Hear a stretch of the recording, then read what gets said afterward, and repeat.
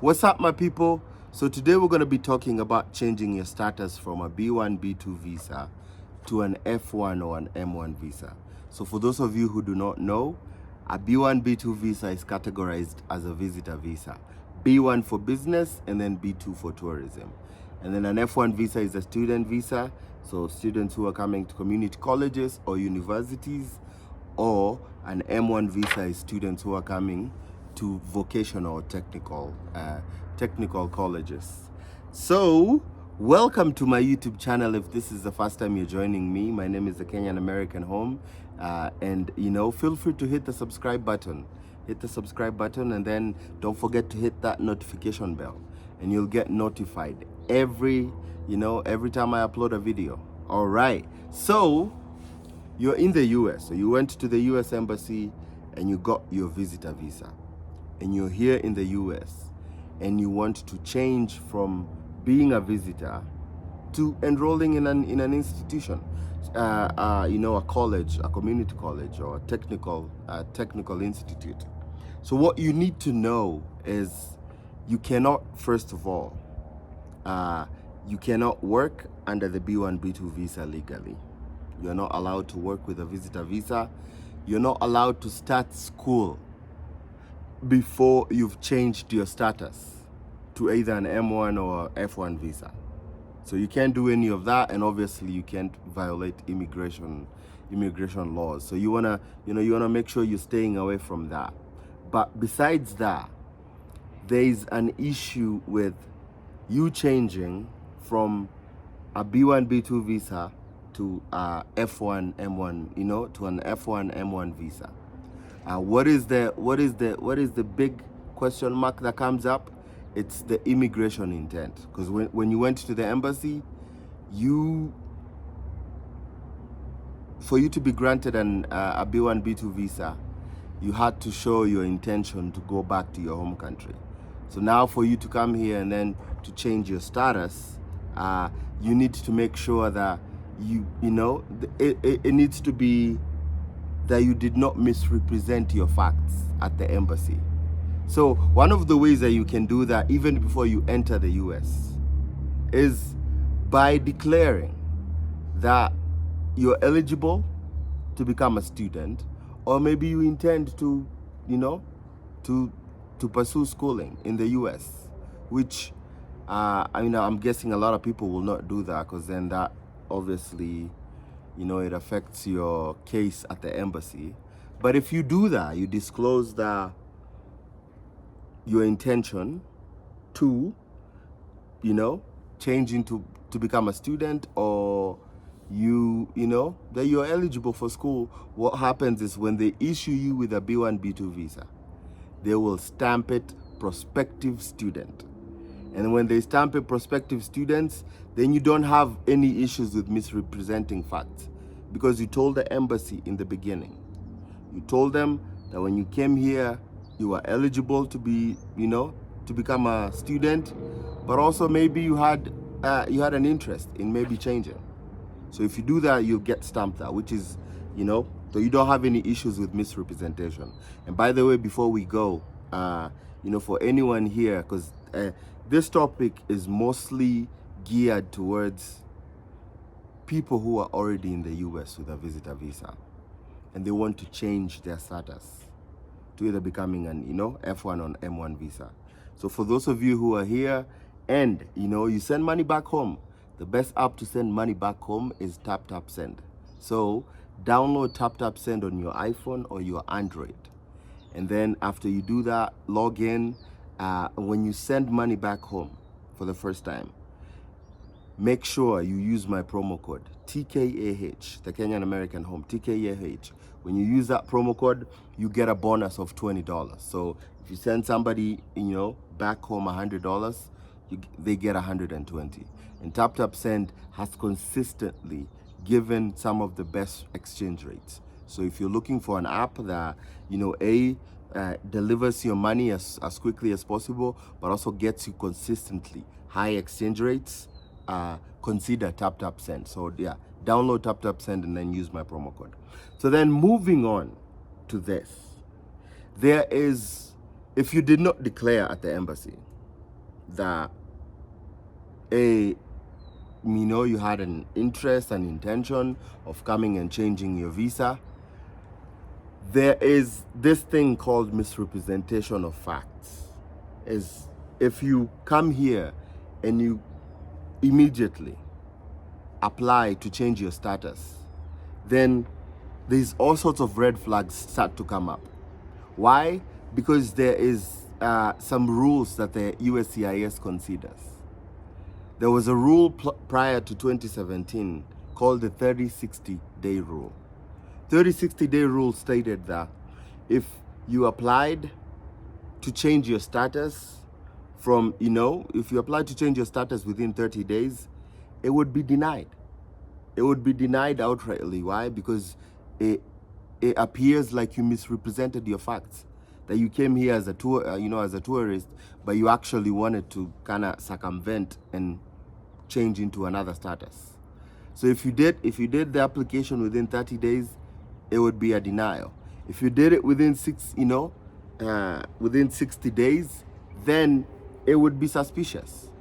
It would be suspicious, and they would have to consider your application. But then if you did it after 60 days, then there was no issue with misrepresentation. Now, after 2017, USCIS replaced the 30-60-day rule with the 90-day rule. 90-day rule. Now, the 90-day rule applies to all the non-immigrant visas. So if you're changing, whether you want to change into marriage or, in our instance, what happens is if you do it outside the 90 days, then what happens is it's considered, it's considered the issue with misrepresentation doesn't become an issue. It doesn't become an issue. But if you do it within the 90 days, 90-day rule, then it kind of becomes an issue. Did you actually come into the US to circumvent the process of coming with an F1 or an M1 visa? Did you come here to kind of cut through the process? So be careful with the 90-day rule. So the 90-day rule is what is in place right now. And by the way, just a caveat, just to let you guys know, I am not an immigration lawyer.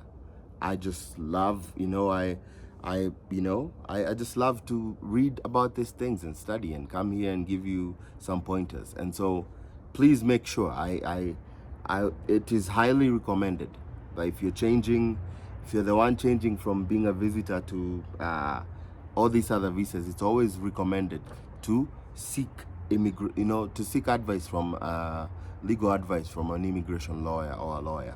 Okay? All right. So misrepresentation out of the way. Now, let us get to the meat of the problem. Let us get to the meat of this topic. So we've done all those things. Now let's focus on now changing your status from a B1 B2 visa to an F1 M1 visa. So first thing you need is an A. By the way, just to repeat, you cannot enroll. So don't start school as a B1 B2 visa until your status has been changed. Don't start school. Don't. If anything, tell the school to defer whatever, tell them you're not able to until you change your visa. Okay? So don't start school before. I wanted to repeat that. And then obviously make sure you're not violating immigration rules in between you changing statuses, like, working illegally as a visitor visa. Okay. So what do you need to do? You need to and also too, don't apply for schools before you actually come into the US. Like, don't already have applied to the school when you are outside the country, and then when you come here, that's when you file the change in status. So that, because then it also misrepresentation. You don't want that. You don't, because that's fraudulent. It's fraudulent. You misrepresented the facts at the embassy. So please don't apply for schools while you're still outside. Okay? This is after you've beat that 90-day rule, and you're looking. So you start looking for schools. Start looking for schools that make sure those schools can issue you legally. They can issue you, they are SEVP schools, accredited schools. They can issue you with an F1 visa and an M1 visa. So what you do is you apply to the school. You apply to the school, and then you're accepted. Once you're accepted, the next process after they verify that you're financially able to support your schooling, then they issue you with an I-20. The I-20 is the form, is a form that you use to then, after you've gotten your I-20, pay for your service. So pay for your service fees, about $350. And then after that, you file for a change of status. So you file for a change of status. It's called Form I-539. Form I-539 changes your status from, so you're changing from a B1, B2 visa to whether it's an F1 or an M1 visa. All right? That form, I think, costs, I think they say if you file it by paper, it's $470. If you file it online, it's $420. So you save $50 for filing it online. All right? So, and then you send that. And ideally, it's, you send that, then you start to deal with things like processing. So make sure you check the processing times, you know, after you file that, but also you're dealing with this one thing. For you to change your status, you need to be in status. So if you have a B1, B2 visa and you want to change into an F1, you have to make sure that you're maintaining your status as a B1, B2 visa. As a visitor, you have to make sure you're maintaining your status. I like to repeat things because some of these things are important.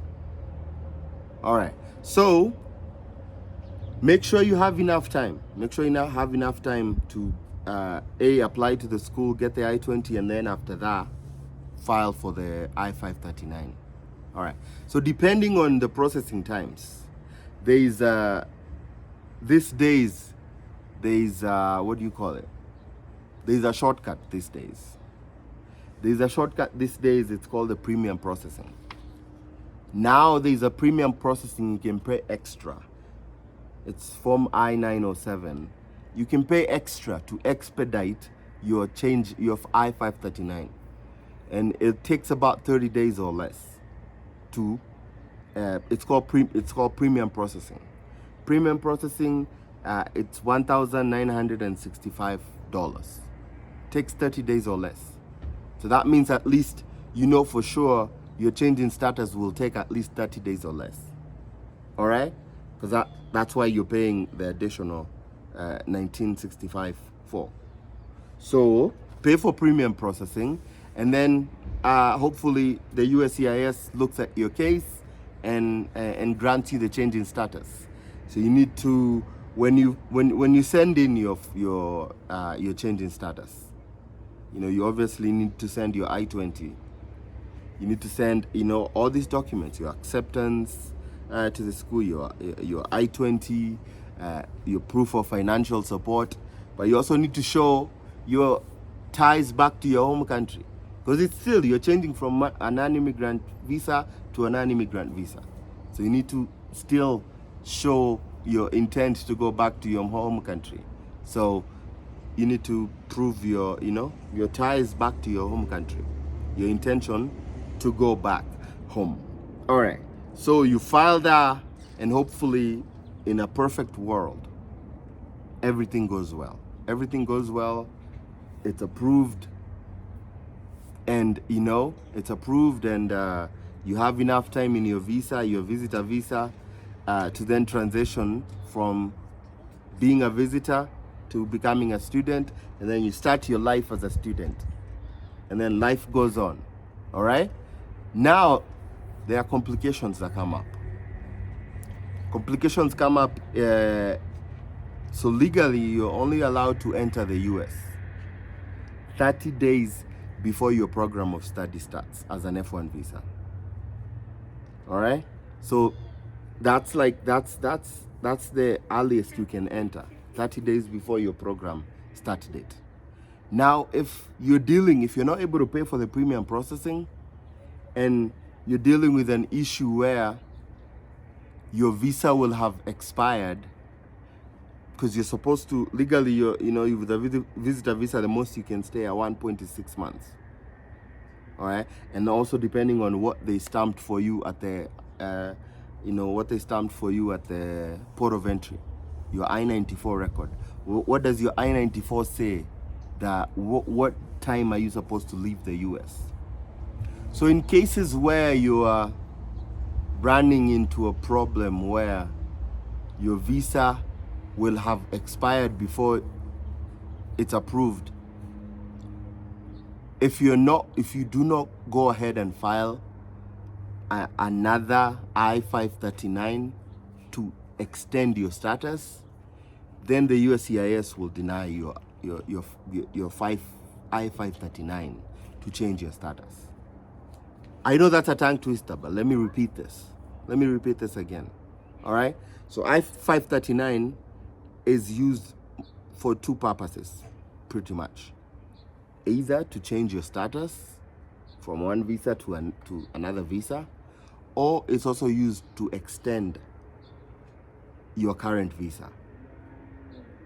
So if you're having a problem where by the time they approve, whether it's by the processing times or by the time they'll approve your change in status, you'll be out of status.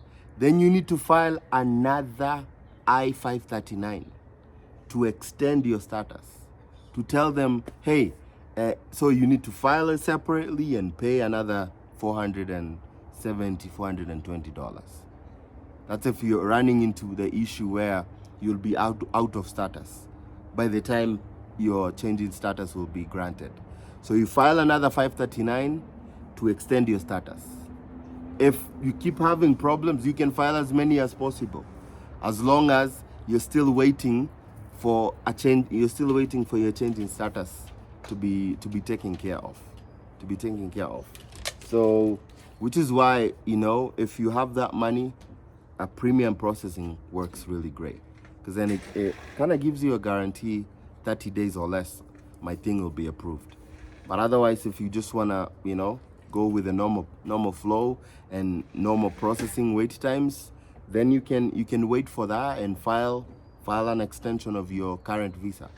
Extension of your visa will allow you to stay here until your visa, obviously, until your change in status is approved, and obviously making sure that you're not enrolling in school, you're not working illegally, you're not violating immigration laws and all that stuff. What have you? I know it looks complicated. It looks complicated, but recommended again. Use an immigration lawyer. But people have, I've known people who've done it themselves. All you need is, you just need to read the instructions and do your research, do your due diligence, and then go on. All these processes, they can be done by self. That's one of the good things about the US is you can do all these things by yourself. You can do, there is enough instructions for you to do that, but again, it's always recommended to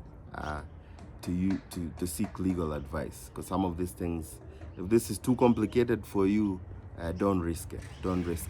So that's ideally the process, is making sure that you're maintaining your status, but also knowing that that's a possibility for you to change from a visitor visa to a student F1 M1 visa. Yeah, which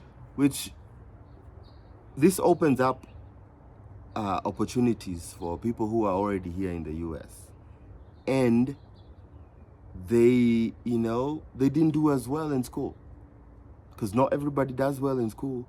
It gives you the option for the M1 visa. The M1 visa, these are, it's mostly blue collar, it's unskilled blue collar jobs. So, changing M1 visa, they issue M1 visas for like plumbing, welding. Use M1 visas for, if you want to become an electrician, if you want to become a carpenter, if you want to go, become a mechanic, like you know, or go into automotive.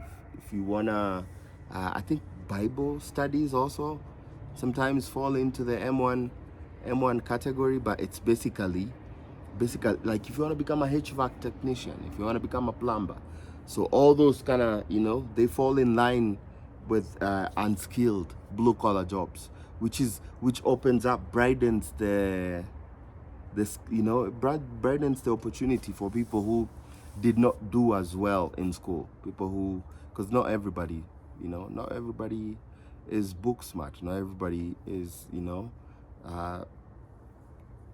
thrives in a, you know, in a school setting, an F1 university or community college setting. Some people just do well with blue collar jobs. They, you know, they're so good, they're skilled, they, you know, they can do that. So that opens up this for those people. So yeah, hopefully this information is, you know, this information is helpful to you if you're already in the US. Again, you know, consider becoming a member. Consider becoming a member. If you have any questions, any additional questions, I can, you know, I can try and help and jump in, recommend some schools.